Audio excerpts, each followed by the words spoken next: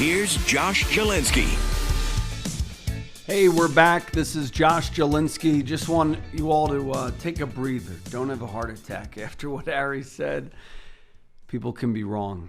Harry's been wrong before. He can be wrong again, but you got to love him. He's a live wire, and he wakes people up on a Saturday morning. And I do think the takeaways are you have to be prepared for uncertainty and risk in a portfolio. We have people thinking Bitcoin is going to go to 200,000, 300,000. Maybe it does. Maybe it doesn't. But there are sound financial strategies.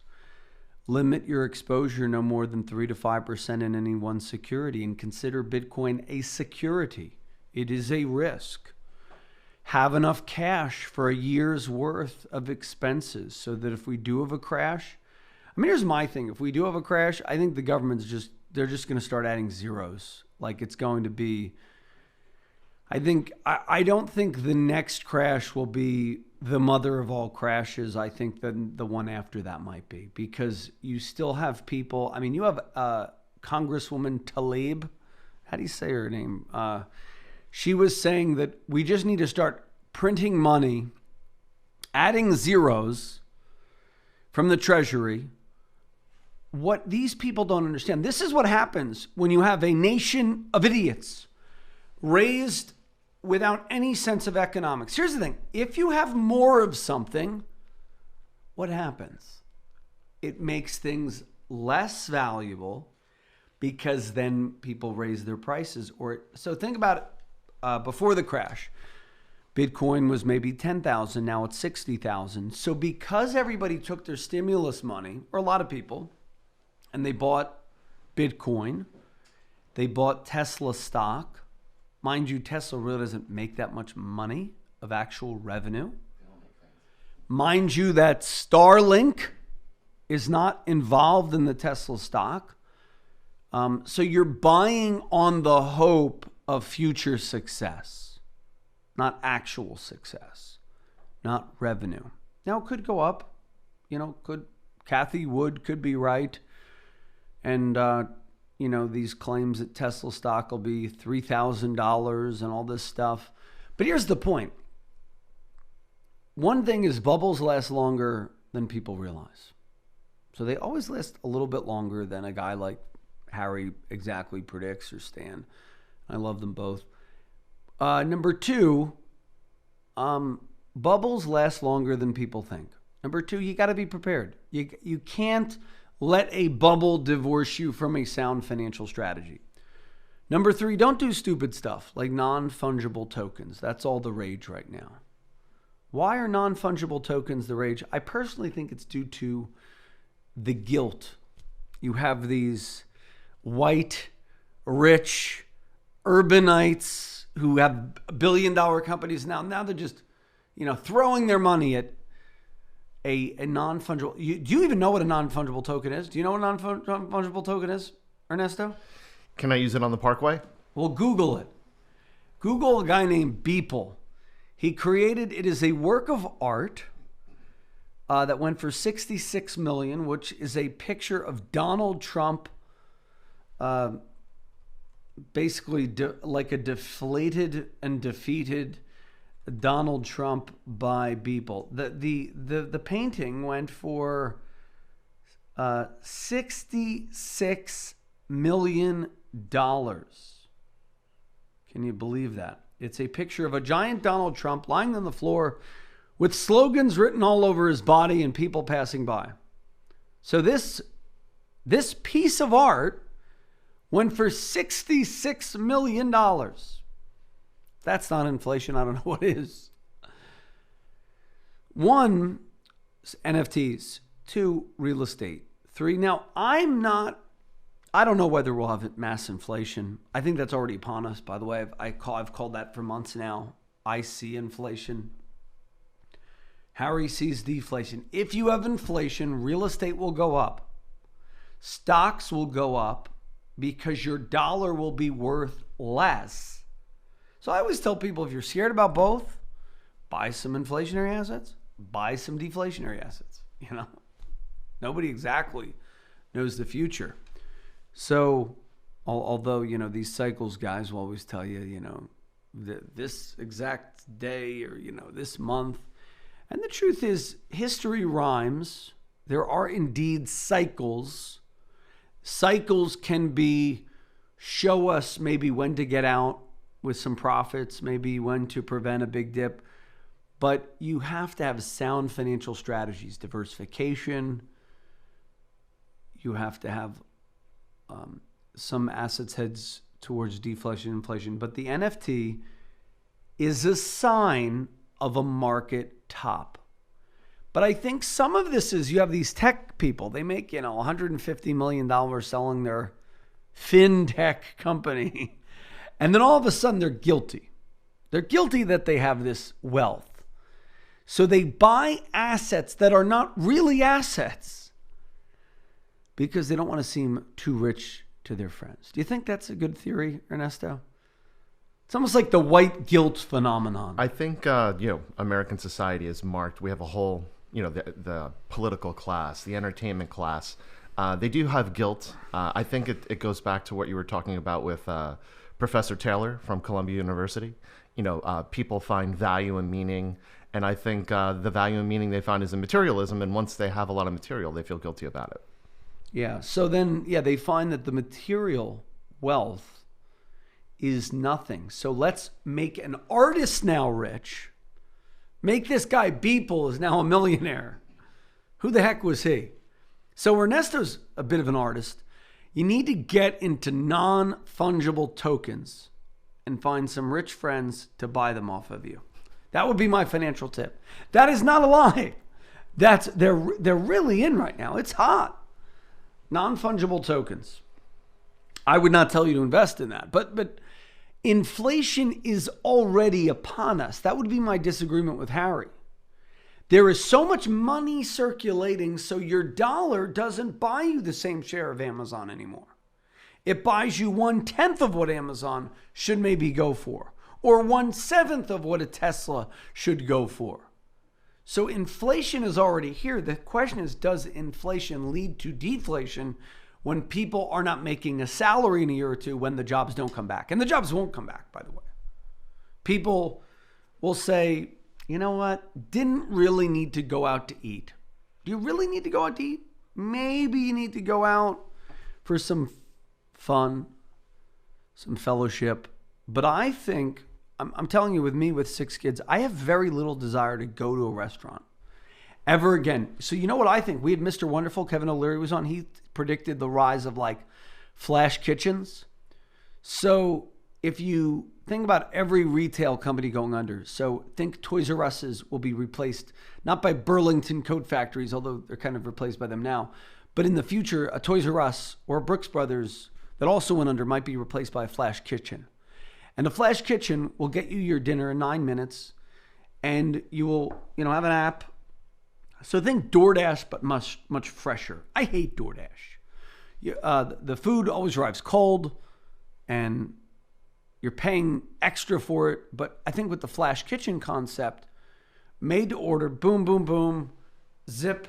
So sort of like DoorDash, but fresher. And you'll be able to have healthy food. And there'll be these flash kitchens because we will value our time more, so there will be no need to even cook. Right? That'd be cool. Your wife, I hope she's listening to the show. I'm sure she's agreeing with you. 6 Yeah. kids, she needs a flash doesn't- kitchen. Yeah, I mean, we're using the flash kitchens anyway.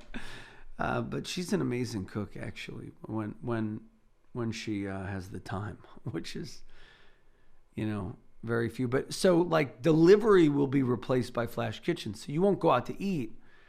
You'll go to eat in your home.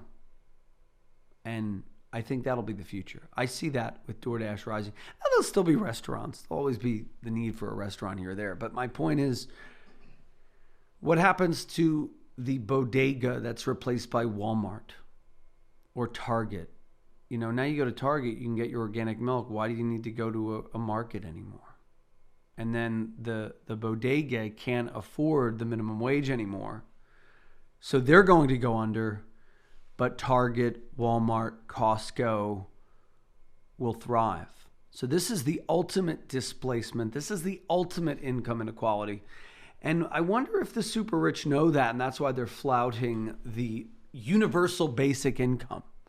That everybody's going to be so poor because the concentration of wealth will occur in such a small hands that they don't want the deflation to come. The deflation will mean bad things to them. So they'll just throw money out and they'll consent to a wealth tax merely to just keep their own kingdoms.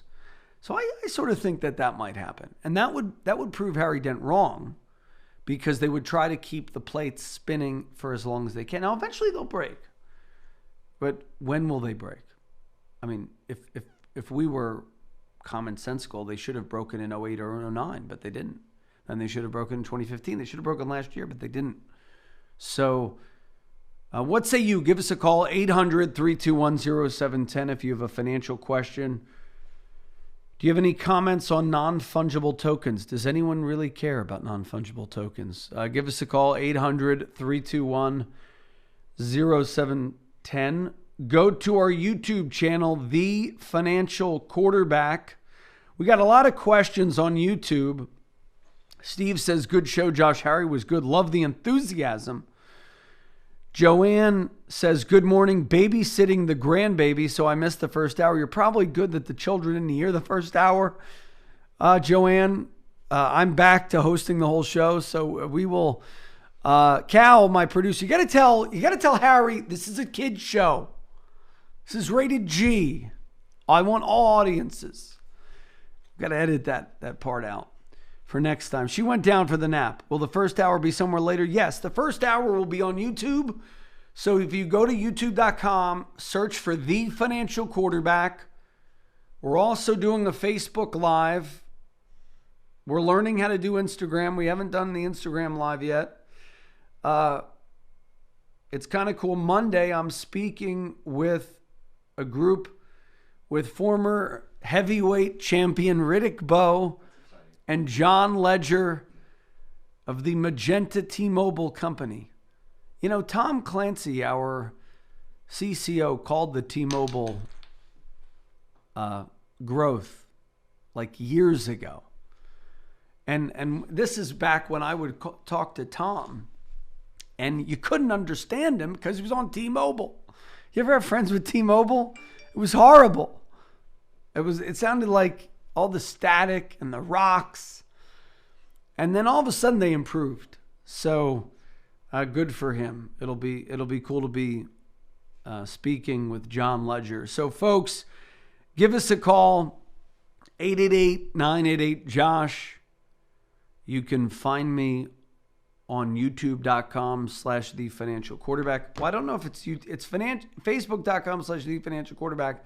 If you just go to youtube.com and search for Financial Quarterback, I will show up.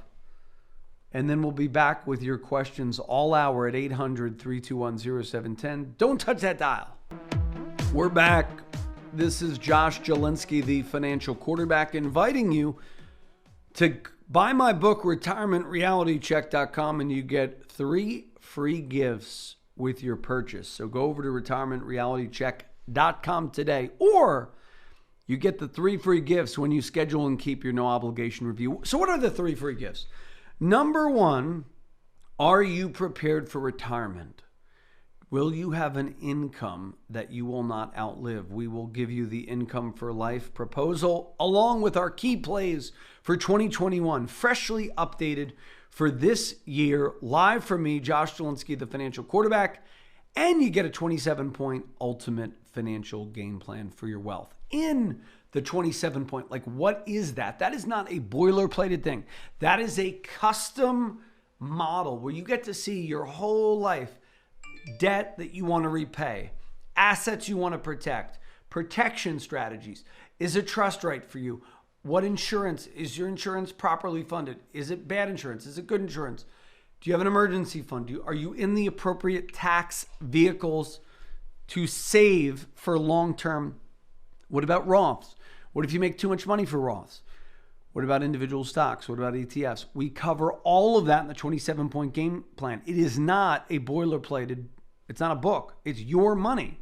So we have a secure portal. You go in. We have a great conversation. Could be 15 minutes. Could be 45 minutes. Could be an hour if we really get along. But give us a call. 888-988-JOSH. See if we're a good fit. 888-988-JOSH. First hour is available, by the way, where all podcasts are. So if you have an Apple, you just go. By the way, I found out we were the number 7th most listened to podcast in iHeart. That's exciting. Number 1 was Charlemagne the God. I was number 7. So you have to make me number 1. I think we should be number 1. Tell your friends. Or we'll just become like every other radio show on the weekend, taped and scripted to make the host look smart. That sounds depressing. I just really am. Most financial shows, Ernesto, are not live. Why? Because the host wants to make himself or herself look smarter than they really are. That's really the truth. Because you get these, or they have Harry Dent as a guest and they want to edit out certain parts because they want it to be G-rated. We have the PG-13 rating first hour. So we'll try to edit that out for the next, but he is a live wire. I got to get more amped up like Harry. It's all going down. Well, here's the thing. I don't like to incite fear in the listeners. Don't think it's a really good way for people to make financial decisions. I do agree that things are very overvalued and our economy is getting very overheated, and overheated economies tend to be struggling. So next up we have Joe, who wants to know about dividend paying stocks. Go ahead, Joe. You're on. How you doing, Josh? First time caller. Just got a quick question. I was hearing your Harry Dent interview, and I have a question and a theory about how something like a dividend growth stock, like a PepsiCo or a Johnson & Johnson, how would it have done in this time of like 1969 to 1982, where he said nothing did well? I think he would have been wrong if you would have just dollar cost averaged into something like Johnson & Johnson during that period. During what period? 69 to 82. Yeah, well, I'd love for our listeners. We have some brilliant listeners. I would love for our brilliant listeners to do that analysis and we can present it. I do think, you might have a good point here. Was he talking about the static results of the index rather than dollar cost averaging in a declining market? That's an interesting point you bring up. Man, our listeners are so smart. Yeah, I do think there are, and this is the point of why I don't like to let fear drive the train. If you have, let's say you're 50% stocks, which are more inflationary, and 50% treasuries, insurance contracts, annuities, whatever, which are more deflationary. You're not really going to go broke in either scenario, and you're going to have a little bit, riding on one. Now, you're not going to make as much gains as you could because your returns will be watered down, but it's something where you don't need to be an alarmist. Does that make sense? Oh yeah, it makes sense to me. I mean, I'm just saying. But he's a great guest, though. You got to admit, he's a live wire for 9 on a Sunday. He was throwing back. See, this is the beauty of YouTube now. We see the guests. He was throwing back like 4 shots of espresso. I wanted some of what he had. And well, I mean, I just think that I think he's looking at the market, the S&P 500, and I think if you're I'm an individual stock investor, Josh, for 20 years. Yeah, I like individual stocks as well. I'm a little bit strange for your regular listeners, but I think that a portfolio of dividend growth stocks outperform the S&P 500, and I have proven it over the last 20 years in my own portfolio. So, well, it depends on which dividend-paying stocks, though. See, the problem with owning a select group of stocks is, what happens when GM gives way to a Tesla. Tesla wasn't in the indexes till like a year ago, so you missed out. What happens when a Sears gives way to an Amazon? So that advice doesn't always work, But I definitely think you're adding definite value to the conversation. So thank you for that point. I like a basket of, let's say, 20. We have a portfolio where we have about 20 to 30 individual stocks. And I do enjoy doing that for our listener friends who want fee-based fiduciary guidance. So we could help you there. Okay? Well, thank you, Josh, and continue to have a great day. Wonderful. You too. Next up, we have Lou, the psychological effects of small business losses. Hello. You there? Hello. Hi. Hello. Lou. Hello. Go ahead. Oh, okay. You're on. How are you, Josh?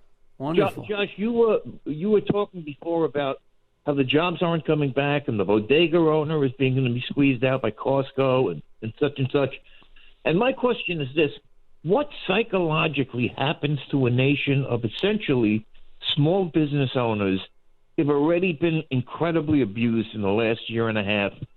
Once they get squeezed out and they have to realize that they can no longer support their own families, what happens psychologically to this country? Universal basic income, where Andy Yang and others, they'll give you $2,000 a month.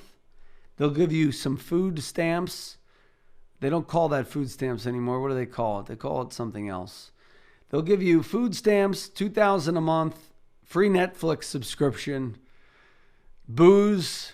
You'll have a stipend, and that's how it'll be in this country. And a marijuana card. That's not sustainable. Well, you have to know that. They think it will be. I'm not encouraging this. I'm just saying I'm a realist, right? Why do you think they're going to do universal basic? Why is it even being talked about? Because they know what's coming. Then the rise of the machines.